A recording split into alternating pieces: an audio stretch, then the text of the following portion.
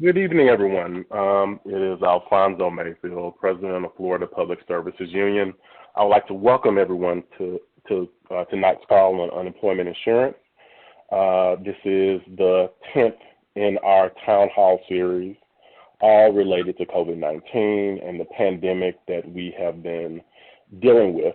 And what we have tried to do over the course of the last 2 months is separate fact from fiction, truth from myth, answer questions, and also give people the best information around everything that's happening with COVID-19 and how it's impacting our membership and their communities. Tonight we have with us three very special guests, Senators Janet Cruz and Bobby Powell and Representative Anna Eskamani. We're going to each hear from them individually about their work around unemployment insurance and advocacy. And then we're going to take questions that you have submitted all prior to today and today. But first, let me do a few introductions regarding our speakers. So Senator Janet Cruz is a Democratic member of the Florida Senate representing part of Hillsborough County and Tampa since 2018. Previously, she served 4 terms in the Florida House of Representatives, representing a Tampa-based district from 2010 until her election to the Senate.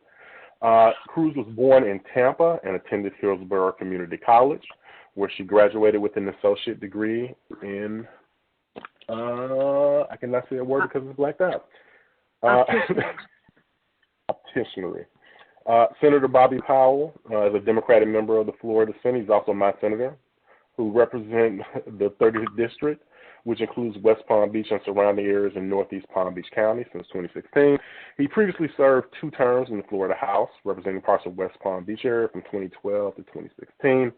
Powell was born in Riviera Beach and attended Florida A&M University, where he received his degree in public relations. He then attended Florida State University, receiving his Master's of Science in Planning. And Representative Anna Eskamani, she is an American politician who is a member of the Florida House in the 47th District of Orange County. She was born in Orlando, Florida, to immigrants who immigrated from Iran, and she graduated with 2 bachelor's degrees in 2012 and 2 master's degrees in 2015 from the University of Central Florida. She is one of the foremost activists and organizers in Central Florida, representing working people all over Central Florida. We're very happy to have the 3 of you with us tonight. So let's start with Senator Cruz.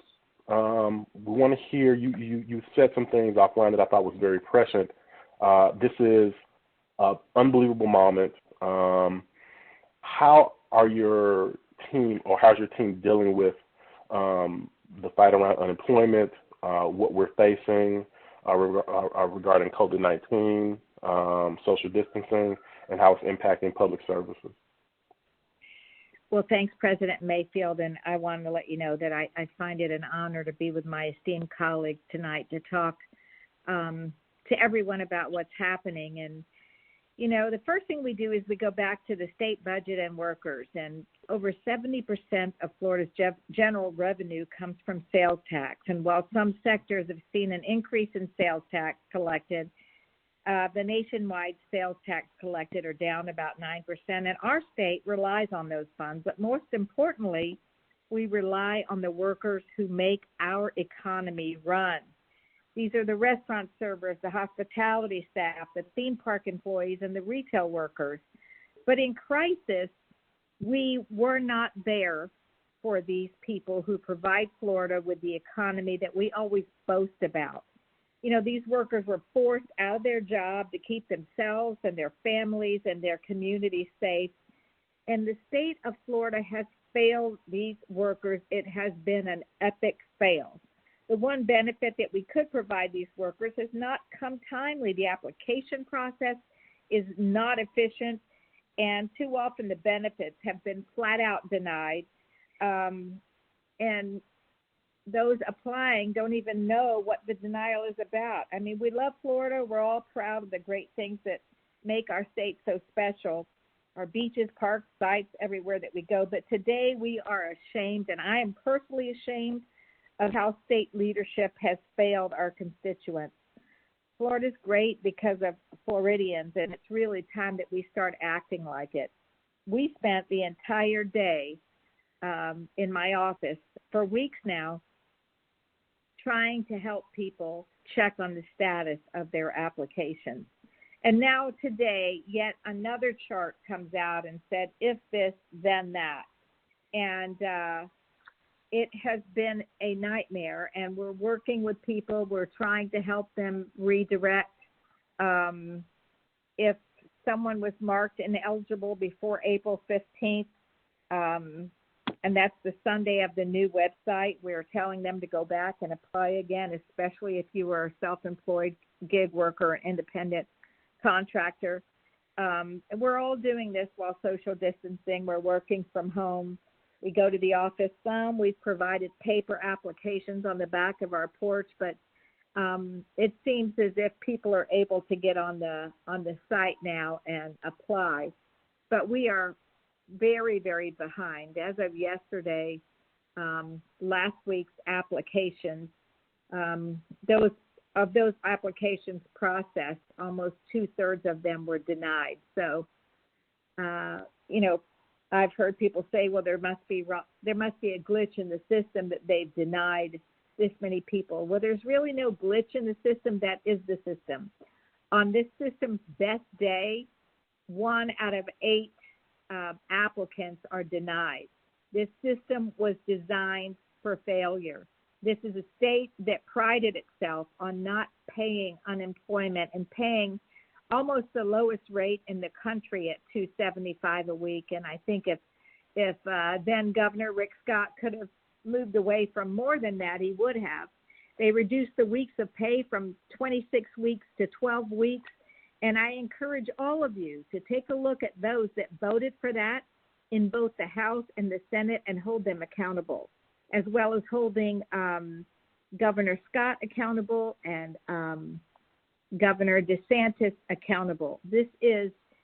I am ashamed. This is egregious. This shouldn't be happening. We're doing what we can. And I'm prepared to answer some questions, but, the sand shifts from underneath our feet. We get an answer and then it changes, and we're very frustrated. But we keep trying, and we're tracking, and we're driving all of them crazy by checking. And I think I've said enough. I'll let some of the other elected officials comment on this because we're all very frustrated. Senator Powell, you're next. All right, perfect. I'm sorry, I had to jump off the call for a second. I had the issue going on. Let me give you my kind of quick and dirty update. I know Senator Cruz was talking about what's going on with unemployment, and just like her, I'm getting those same calls every day. What we're seeing is, and I hope I'm not repeating anything, is a lot of people have called my office who've really been frustrated with the situation in the system. Every day we are calling and trying to find out the same information. What I've been doing is, originally I started giving people applications, and my office is fielding those calls and now trying to follow and track people with regard to this new dashboard. I was in contact with my staff earlier today, and I don't know exactly how that's working, but it's just still a lot of frustration on people's part with relation to the unemployment and reemployment insurance. But what I have seen is, of those people who started to get their unemployment, we've heard, at least from our office, that one person has gotten their unemployment, but they got the federal portion first, meaning the $600, and they didn't get the state portion. And they have to get the state portion, but the only way they can get that federal portion is they qualify for the state portion. So it's just there's a lot going on with regard to that. Everything that I'm finding out, like Representative Escamani, I'm going on Facebook Live as many times as I can to give out as much information as I possibly can. Whatever I know new related to the coronavirus, related to whatever the governor's doing, related to unemployment. As soon as I get that information, I try to put that out at nighttime. Like, I'll be on there, I believe, tonight at 10, just to kind of give people a download of, okay, I had a call with the unions, this SEIU, and we talked about this, we talked about that, some of the things that are going on. I'm working with the Black Caucus, the Florida Legislative Black Caucus, in terms of pushing. We're working with the Department of Emergency Management. We've been talking to Jared Moskowitz related to getting PPEs and materials to people in the Black community, which has been disproportionately affected throughout the nation. And we were told that it wasn't happening in the state of Florida, but we've since found out that that is not actually true. It is disproportionate in Florida as well. So, and not only disproportionate in terms of people in health conditions, but also those people with regard to unemployment, reemployment insurance, businesses that are getting money to continue their operations. We're just seeing it across the board, and that's been problematic. Thank you. Representative Escamani? Thanks so much. And I just want to say it's an honor to share space with two of our state senators. And, we're really getting a good perspective from across the state as I'm in Central Florida. And I think I say you for the invitation. This has been just really catastrophic for the state of Florida. And I echo Senator Cruz's points that there's been so many rumors and comments about glitches, and I don't think there are any glitches. I mean, the system is built to be inaccessible.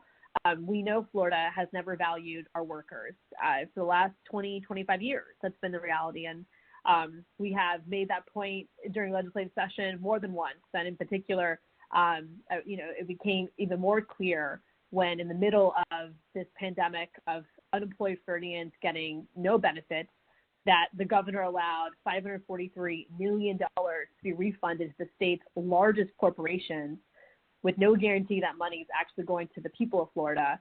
And meanwhile, as corporations get their checks, each one of us working with our constituents, they can't get their checks. And so it's become very clear over my now only 2 years in legislature, but also just in the realities of this pandemic, that we don't have any safety net providers, and we were not investing in systems that working people relied on, which is why we're in the mess we are right now. And to some of the on-the-ground experiences we're having, it has been the main constituent issue. We still get some questions about getting tested and of course small business relief, but unemployment has just taken over our office's responsibilities. We have a caseload of over 1,000 right now of people that we're working with, and doing our best just to get answers, like Senator Powell said, because the problem that we're facing with DO is that there is no centralized communication. Answers are not clear. It also hits the point where folks are getting this, for example, this ineligibility status, and sometimes they can't even see why they're ineligible. So today we did craft a blog post, what to do if I'm ineligible and Connect. Just kind of paints the options available for people, and we are hearing now from DO that they're encouraging people to reapply versus appeal. And I'm happy to talk more about what we've heard from the department to try to just get answers into people's hands. But it has been a challenge working with the state, with the executive branch, because they don't seem to have their priorities in order. And even today, Governor Ron DeSantis was at the White House, and there's no reason to be at the White House right now. You should be in Florida getting people their checks. And I'll leave it at that. Okay, thank you. I think you actually left us at a really good point. Before I get into the questions that we've submitted, I'm going to ask a question to kind of frame the debate. And we're at this really interesting point. We have a potential special session looming, which we think may in large part be concessionary. And we're going to have to protect public services on one side. We have an unemployment system that is, to say it is wanting or lackluster intentionally would be a significant understatement. So you have people who were supposed to get unemployment, they haven't been able to get. I know people that have been waiting six weeks on it, still haven't gotten approved for it. And then and now there's talk by the executive branch of reopening the state in the midst of all of this. That's where we are. That's the moment. So, to hear from each of you, what should we be doing as citizens, people that live in these communities, public workers? What should we be advocating for? What should we be saying to meet the moment? And what are you looking at the potential of doing going back in the special session? I guess I'll start, Alfonso. For me, I think it's simple. We were not elected to be. None of us were elected to get rich, right? However, I'm going to be candid. If you look at the situation, a majority of the Senate, those sitting in the Senate, I don't know about the House, but I'm pretty sure it's similar. A majority of the people who sit in the Senate are wealthy, are worth more than $1 million. And it's this type of talk that will have certain senators saying things like, I would challenge all of my colleagues to not take a salary while this pandemic is going on. If your net worth is upwards of $5 million or more, of course you can stand to not take a salary. But the problem is, I come from a place called Struggle, meaning Riviera Beach, where I come from a 2-parent household where my dad was working construction and my mom was disabled. We understand what it's like to not be able to get money at the end of the week and to be challenged and to be struggling. Yes, but that doesn't mean, what I've been saying is, I'd rather live broke than die wealthy, because the people who are making these decisions that we should open up the state are some of the wealthiest people in the state. Some of the people who sat on that task force are high-level executives. There were no doctors on that task force. There were no the Commissioner of Agriculture wasn't on that task force. There were not regular people on that Open Up Florida task force, which means that, because they're not going to be on the front line, and they suggested that we kind of open Florida up slowly, so I understand that. But the front line workers have to be vocal about not wanting to put their lives at risk. And not only that, maybe somebody who's younger and more healthy can feel like they'll go out there and do it. But we've been telling everybody, it's not about you. It's about your family at home. It's about your mother. It's about your grandma. It's about your granddad, those people who you love. You go out there and you get this coronavirus and you bring it home, and there's been whole families who've been diagnosed and have died from coronavirus that quickly. So the people have to be vocal. I don't care this whole Republican-Democrat thing. I don't have time for that right now, because when you're a leader of people, you're supposed to care about everybody. And just because what I'm seeing, the partisan stuff, the other side has not shown that they care about everybody. Sorry if I took that a little strong, but that's I thought that was great. And this is Senator Cruz. Let me just add to that, Senator Powell, and that is this. All those of us, and you're talking with a representative and a senator and myself, as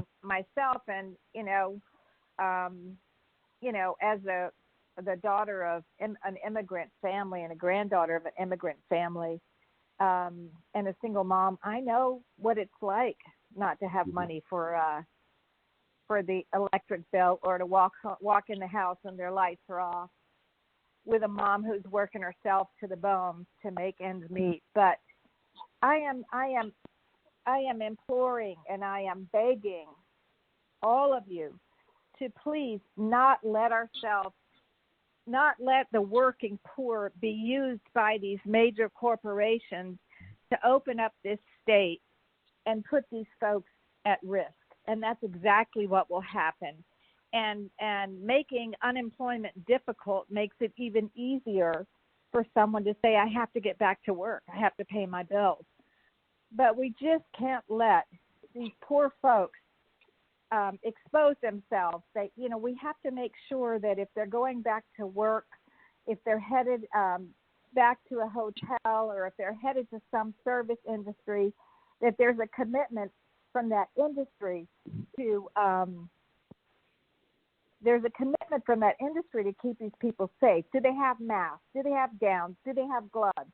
We just can't let these people be sacrificed, and big business will certainly be willing to do that. And this is Rep. Escamani. I just want to real quick add that right now, what some of our Republican colleagues are working on is protection for corporations from litigation.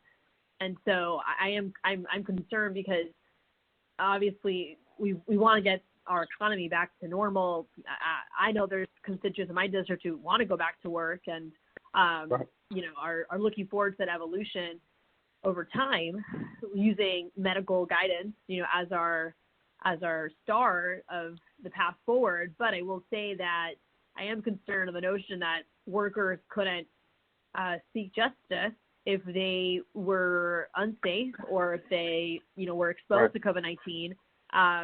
And that is moving at the federal level, and it's potentially moving at the state level. So I just want to flag that as well, something that people need to be aware of what's kind of happening. As we all navigate unemployment, there's also another agenda moving forward to protect the biggest corporations from liability.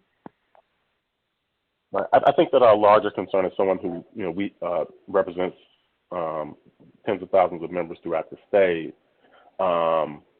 You can't have real economic recovery without workers or people who are unemployed in their family not being able to take care of their families.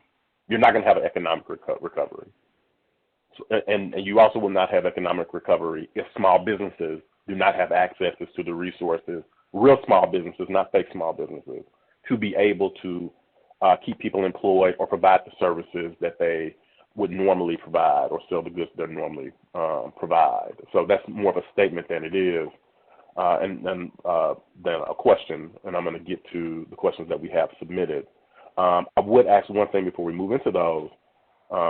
Representative Escamani mentioned what she's most concerned about. I would love to hear from Senator Cruz and Senator Powell. What are you most concerned about potentially coming up in this special session that we should be concerned about and start talking to our members about? This is Senator Cruz, and I want to let you know that I don't believe for a minute that they're going to host a special session. I just don't believe it's going to happen. But if they do, of course, I'm concerned with the budget. I see that every teacher's raise will go, and I think the state employees are the ones that will be hurt the most. Okay. Well, I can tell you this. We're talking about the special session, right? Yes, sir. A couple things. One of my major concerns is the fact that people haven't received their unemployment benefits or reemployment assistance or whatever Rick Scott called it when he messed it up. And with that being said, having people more desperate to get back to work was a part of what the system was designed to do. But then when you talk about us going back to Tallahassee to address these issues, remember, as a state, we've been putting away at least $3 billion per year into our budget for a rainy day. I'm not exactly sure how much is in that area for reserves, but there's billions of dollars that they can use in reserve funding to fund some of this pandemic. The fact of the matter is, the governor dropped the ball, and the rest of us who are elected sometimes don't have a say-so, but we're on the front line with people getting the brunt of their frustrations. And this should not happen in a state like Florida. So if you want to stimulate the economy, pay people. We paid into this unemployment insurance and all those things and taxes, those things. But now that it's time to support the people who got this economy moving for the longest, the state is tight and we're doing everything we can except for paying people. We spent $170 million to fix the system, and nothing happened yet. That means you could have spent $170 million to get checks out to people. And if you're worried about, somebody committing fraud, let me tell you something. That would have been a small or minute loss in terms of what they've already spent on fixing a system that was never designed to help people in the first place. Thank you. So I'm going to move to questions, and I'm going to warn Senator Cruz right now. A couple of these questions she got last time, so they may pop up again. So there should be softballs for you. So this one's from Maya Escalante, who's a bus driver. And the question is, if this pandemic goes through summer break, June, July, August, are we eligible for 3 months unemployment under the relief bill? Well, I believe in the research that I've done that, was that for me? Did I speak out of turn? I'm sorry. We like leadership. You're taking the lead. Go ahead, Senator. Sorry. The answer is yes, I believe that they are. If they can prove that they've worked in the past, the past summer, if they have a history of employment there and the employment goes away, then the answer is yes. And Representative Kamani, just to add to that too, there is, under the CARES Act, one of the provisions is 13 additional weeks of $600 weekly unemployment benefits. Florida has not made this available yet, and I will say we already have Floridians who have expired their weeks in the past, and they're desperately waiting for Florida to implement these additional weeks. And so it might not be good enough for others. For folks who've already expanded, it might be a good support for those that are just starting their benefits, but we are waiting for those additional weeks to be made available. And I have no doubt that if there is a situation where we need more weeks, that you can count on us to advocate for that. And I'm sure the congressional Democrats would feel the same pressure to do something about it. Another big question that has come up from some of our members, not related to them, but related to their to some of their family members. They've gotten rejected, people who have worked and paid into the unemployment system for years. And their question is, okay, well, I got rejected. What do I do now? What would you give someone advice around that? So this is Representative Kamani. I'll take that real quick just because we actually put out a blog post about this, and you can find it on our social media outlets. It's Anna for Florida on Twitter, Instagram, Facebook, Representative Anna Kamani on Facebook. And basically, your first step is you want to figure out why you were deemed ineligible. We're hearing from a lot of folks that feel like they should have been eligible. And there's, whether it's because they're W-2 workers or they fit the Florida space period, but we really encourage folks to try to find out why were you ineligible, and is that something that the state did wrong? And if so, you should contact your state house lawmaker and try to see what next steps would be, because I will tell you, our office is seeing a pattern of some potential issues that were deemed a person eligible. So we're able to see that pattern and listen those concerns to the Department of Economic Opportunity. The second thing to consider is if you were ineligible because the state told you you were, and you actually are because the state policies are burdensome and are difficult to meet, then folks are being encouraged to actually reapply so that you can apply for pandemic unemployment assistance, which is the federally funded version of benefits that is typically talked about under the context of self-employed people and 1099 people. But I will say that PUA could also be available to folks who are not eligible in Florida, like part-time workers or folks who don't have the same base period history. But you can't apply for PUA unless your Connect account was facilitated after April 5th. So unfortunately, DO is now telling people that if you filed for a claim before April 5th, you have to reapply, be told you're ineligible again, and then you can apply for PUA. And so DO is encouraging people to reapply versus appeal their claims, but appealing your claim is an option that you can also choose to do. It just seems like applying actually might be faster, and I say that because since DO already has your identification information, if you get through the broken website, you actually will get to the next step pretty fast. We've heard of people today that refiled their claim and got ineligible and applied for PUA all in one day with website problems, of course. But just something to consider as your option. Thank you. That was very good. And would anybody else like to weigh in before we go to the next question? Okay, great. This next question, I am a widow. How can I afford health care for me and my 2 minor sons? Yeah, that's a tough one. I don't know if our senators want to take it, but I definitely would contact, if you have a navigator in your community. I know here in Central Florida, we have an organization called Primary Care Access Network, PCAN, and they help with folks applying for their potential options of health insurance, whether it's Medicaid, kid care, or something on the exchanges. And if you have children should be eligible for a state benefit program. And I'll say that my dad became a single father when my mom passed away when I was 13 years old. And our family did receive some Social Security benefit as well. So I would encourage you to explore what potential government support systems there are for people who lose a partner, because there might be other options for you as well. Yeah, this is Senator Cruz. I would encourage you to visit healthcare.gov in order to determine what health insurance program is best for you and your children. Dependent on various factors, your children might be eligible for insurance under Medicaid or the CHIP. The best thing to do is go to www.coveringflorida.org, or you could call 877-813-9115 to find your nearest navigator. Thank you. So before we move to the next question, I would like to take a moment to thank our sponsor,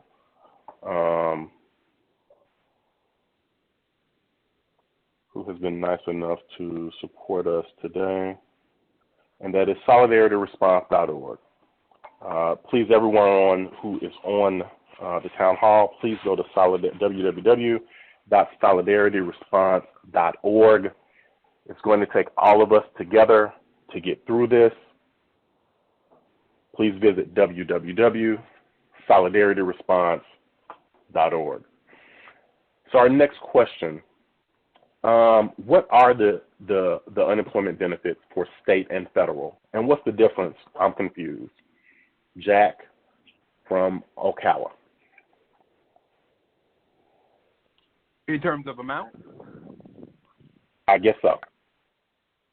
So the unemployment for the state is $275 a week, and that's for up to, I believe, 12 weeks. It used to be 26 weeks, but the legislature, and I always say the legislature, but the leaders of the legislature at the time, headed by the governor, Rick Scott, cut it down to 12 in order to save the state money. They revamped the entire system to make it more difficult for people to apply for and receive those benefits.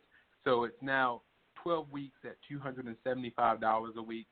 Apparently, in today's time, it's 0 weeks at $0 a week, but it's supposed to be 12 weeks at $275, and the federal portion is under the federal act that was recently signed. It's supposed to be $600 a week, and I'm not exactly sure how many weeks that lasts for, but that's where we're at in the state.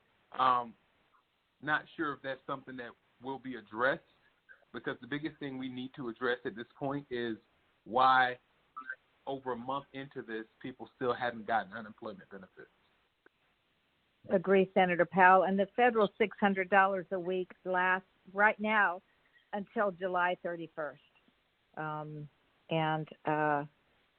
We are very frustrated. You know, initially, and what folks can share with others is that if you are a gig worker, or if you are an independent contractor, or if you are a self-employed individual, you now have the right to file for the benefits under the CARES Act, the stimulus package, which is the federal $600 a week. It's been my understanding for the last 5 weeks that if you're self-employed, you are only eligible for the $600 a week.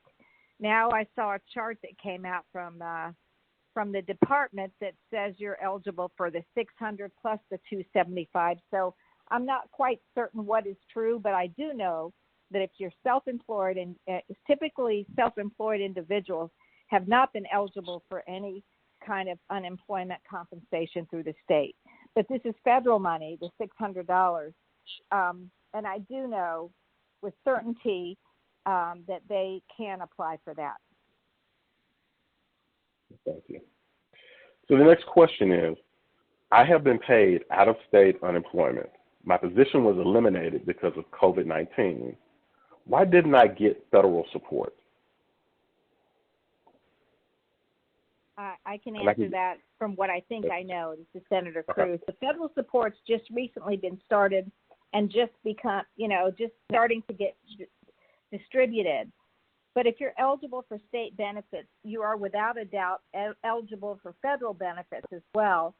And those will continue, like I said, until July 31st of 2020. If you haven't received them, that you need to reach out to your state senator or your state representative to see what we can do to help. Right. And this one is another question. You may be slightly familiar with Senator Cruz, so don't cheat. Let some other people get in on it.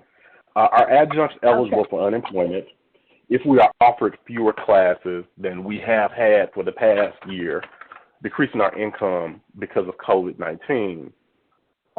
What if we teach at more than one college? So I'll kind of just summarize the question.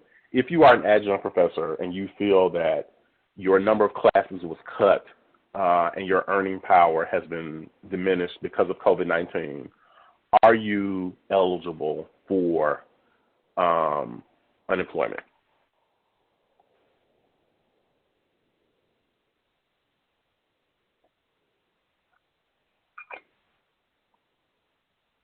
Thoughts?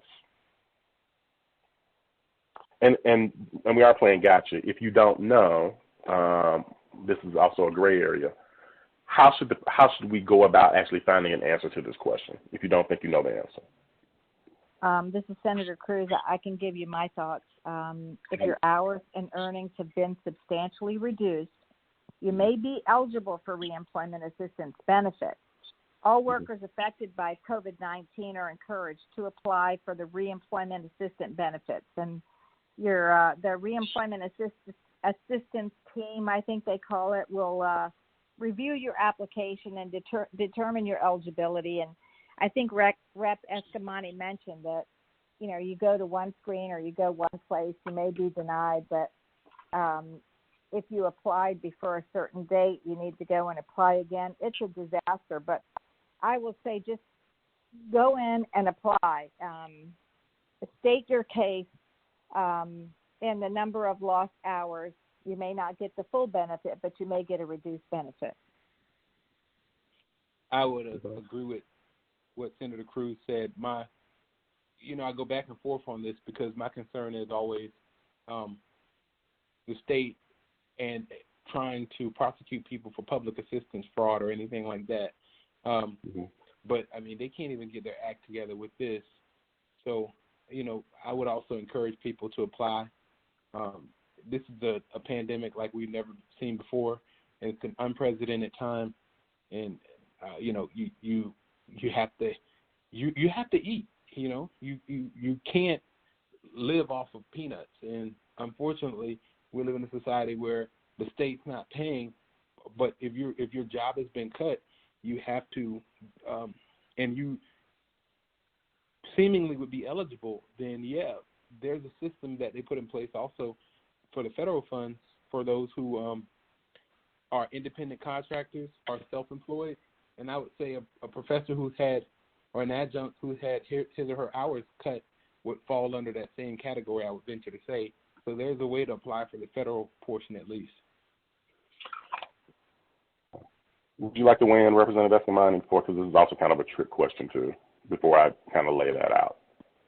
Hey, can someone repeat the question? Unfortunately, DEO just called me, and I didn't want to not pick up the phone so I could better answer everyone's questions. So I was gone for about 3 minutes.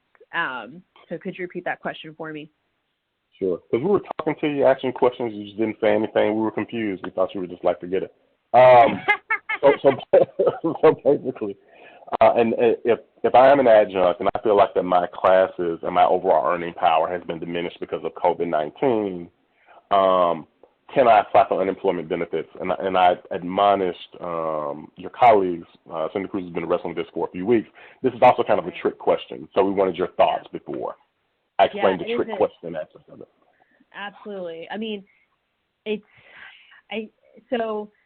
The state cap still is in play, right? So what we've heard from DO, and my colleagues can correct me if they've heard differently, but my understanding is that the 275 threshold is still the same. And so if you're making more than that per week, then you would potentially be deemed ineligible by the state. But then again, you can apply for pandemic unemployment assistance. So if your wages have been impacted because of COVID-19, in the case of an adjunct professor, you're not working as much because maybe the university or the college isn't providing you with work, and your wages have substantially decreased. I think it's worth applying. Though you might be ineligible at the state level, then you could apply for pandemic unemployment assistance and potentially be eligible with the federal funds, with 100% federal funds. So that's what I would recommend. So here's why this is also a trick question for us, because and Senator Cruz knows this. So there was a carve out in the 50s, and adjunct professors were specifically carved out. They don't pay into Social Security.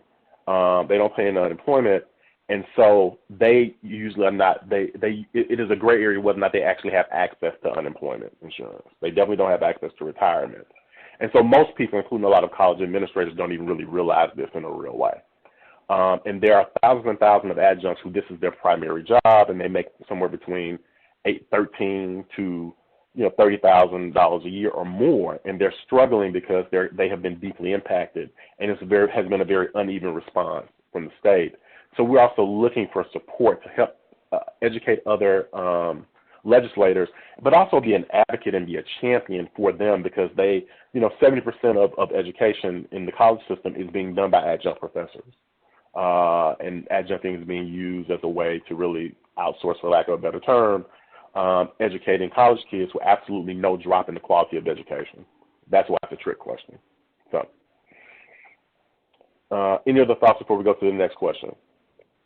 I'll just add that makes a lot of sense to me, and there's so many groups of people that have been carved out, for different reasons, many times driven by major special interests. But I will say that the pandemic unemployment assistance hopefully is circumventing some of the carve outs that states like Florida have to make sure folks can get some benefits. So we got to learn more about PUA and get official guidelines, I think. But hope maybe, fingers crossed, that could be an option for folks. So here's a rumor question that was put in. Says that we're hearing that the governor is going to propose a 25% cut to public education, and that he's saying this. Will this impact my employment? Will we potentially be laid off later in the year? What kind of employment? School district, K through 12. As a teacher, as a support staff, bus driver? So this is one of our folks. So I would say a custodian, food service employee, bus driver, paraprofessional. I would say this. I'm not sure if the governor can pull off. There would be a certain segment of the legislature that would not be in support of a 25% cut to public education. As the Senate, we used to be the backdrop that would stop a lot of bad legislation, but I've been seeing some things that have happened that have changed that. I would hope that the Senate would not move forward and would stand strong opposition to a 25% in public education. The reason being is not only is Florida supposed to be competitive in terms of education, but we've got all of these support staff, and if the governor moved so swiftly to try to increase teacher salaries and then would turn around and cut 25% of public education budget, that would be more than problematic. So I would hope that as a senator, I know you've got at least 2 senators and 1 representative on this phone call who would fight vehemently against that. I would hope that it wouldn't happen. If something like that were to happen, we would have to all be active in terms of the members of the unions would have to know that there's repercussions not only in the form of voting people out, but also in the form of making sure people know that these officials or senators or representatives who are elected to represent them are not doing so. And I think sometimes we don't do a good job of doing that, because you've got people who are elected to represent a certain segment of the population, and they go to Tallahassee and vote against their own interests and they stay. If 25% of the budget were to be cut, people's jobs could be at risk. But let's just err on the side of we're going to fight to make sure that doesn't happen. Yeah. Agree. Amen to that. Amen to that. We made a commitment to be off by 7, so let me ask you 2 unfair questions, and then try to get some quick answers to them before we go. So one is there's a deep concern by our members that once social distancing restrictions are eased, because as you noted, the governor was at the White House today talking about opening the state, et cetera, that increases the possibility of people being exposed, especially later in the year. What, as a legislator, are you going to do if there is a special session or if there's not? Because I hear some disagreement about whether or not there's going to be a special session. I'm willing to bet you $5, Senator Powell, that there will be, but we can talk about that later. I'll take that bet too. Okay, yeah, there's going to be a special session. All right. I agree with you. That we got a pool going. Got the letter from Galvano saying we're going into session at some point in June, so we expect that. Yeah. So what will you? Let's operate for the moment in the context if there will be. What are you going to be advocating for to try to make sure that there isn't a greater threat of people being re-exposed or further exposure? Because we also don't. The governor said today at the White House that hey, there was really no demand for testing in the state, which is I know a lot of people who are trying to get tested and they can't. What are you going to be doing to try to ensure that the spread doesn't intensify? Well, this is Senator Cruz, and I will tell you that if and when there is a special session, but, I think they will use the excuse that the state had good reserves. They will try to get people back to work and say that there's no need for a special session. But if and when we do have one, it will be late enough that the state will be open and people will be working. So that's really what worries me, is that they just want to deflect from all of this incompetence with unemployment by getting people back to work. But in the event that we do, we would have to go advocate for SNAP benefits. We'd have to advocate for extending unemployment. Those are the things that if people are still not working by June, that we have to advocate for. Before that happens, I would have to be fighting to make sure that all of these frontline workers are protected, and that won't be a special session. That will be now. We have to fight to make sure that if they're in such a hurry to open up the state, that these working folks are protected, because they don't give a damn about it. They don't care. They just want to open the state up so the economy doesn't bottom out. Representative, before I go to the next unfair question. I don't have much to add to what my colleagues have already said. If there is a special session, we'll be fighting really hard to fix unemployment, to get Medicaid expansion, to prepare for the 2020 elections. There's so many issues on the table. And of course, the safety of our workers, and to push back against some of the corporate-driven agendas that we're all very aware of. So we'll be committed to making those points. And I think the people of Florida have been activated, because they're so pissed off by how everything is going. And hopefully that public pressure will help deliver good work to the people of Florida. Okay, so my last unfair question, and I'll let you all go. And I want to say before I ask the question, I deeply thank you all for taking time out of your busy schedule out there fighting the good fight to spend time with us tonight. So you mentioned the importance of electing the right people. Access to the ballot is unbelievably important. We have had a history of the South, the United States overall, but the South broadly and Florida specifically, about access to the ballot being a critical issue.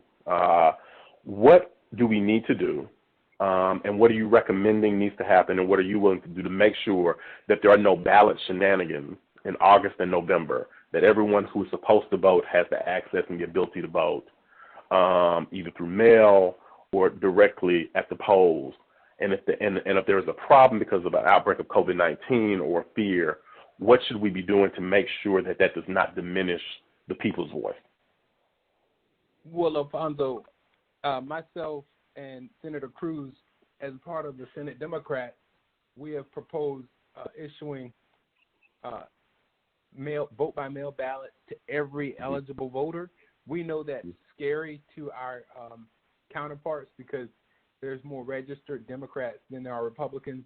And we also know that, I also know that if a person receives a vote-by-mail ballot, just by civic duty alone, many people who receive those ballots feel an obligation to return them.